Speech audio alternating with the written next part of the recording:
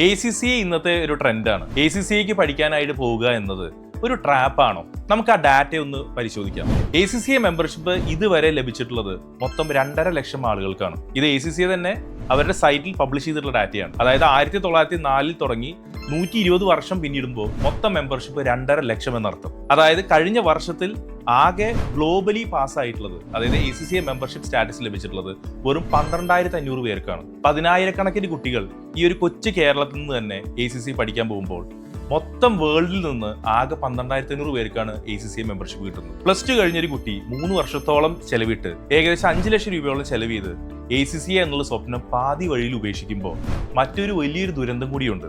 അതായത് ഏതെങ്കിലും തമിഴ്നാട് ബേസ് ചെയ്തിട്ടുള്ള ഒരു യൂണിവേഴ്സിറ്റിയുടെ ഡിസ്റ്റൻസ് ഡിഗ്രിയാണ് ഇവരുടെ കൈവശമുള്ളത്. 90-95% മാർക്കുള്ള കുട്ടികൾ യാതൊരു ഇൻട്രസ്റ്റ് ഇല്ലാത്ത മേഖലയാണ് ഫിനാൻസ് എങ്കിൽ തന്നെയും ഈ ഒരു ട്രെൻഡിനെ പിന്തുടരാൻ പോകുമ്പോൾ അവരുടെ ബാച്ചിലർ പഠനം തന്നെയാണ് പകുതി വഴിയിൽ എത്തിപ്പെടുന്നത്. അതുകൊണ്ട് നിങ്ങൾ ഏത് തീരുമാനം എഡ്യൂക്കേഷനുമായി ബന്ധപ്പെട്ടെടുക്കുമ്പോൾ ഡാറ്റ വളരെ വിശദമായി പരിശോധിക്കുക. എത്ര കുട്ടികൾ പാസ്സാവുന്നുണ്ട്, എന്താണ് ഇതിൻ്റെ ട്രെൻഡ്, എവിടെയാണ് ഇതിൻ്റെ ജോലി സാധ്യത, ഇതിൽ പഠിച്ചിറങ്ങിയ ശേഷമുള്ള എത്ര പേർക്ക് ഇതിന് ബെനിഫിറ്റ് ഉണ്ടായി, നിങ്ങളുടെ കൈവശമുള്ള പൈസ എത്ര, ഇവർക്ക് ചെലവ് ചെയ്യേണ്ട പൈസ എത്ര എന്നിങ്ങനെയുള്ള എൻഡ് ടു എൻഡ് കാര്യങ്ങൾ നിങ്ങൾ പരിശോധിച്ച് നിങ്ങളുടെ തീരുമാനങ്ങൾ എടുത്താൽ ഒരു പഠനവും നിങ്ങൾക്കൊരു ട്രാപ്പായി മാറില്ല.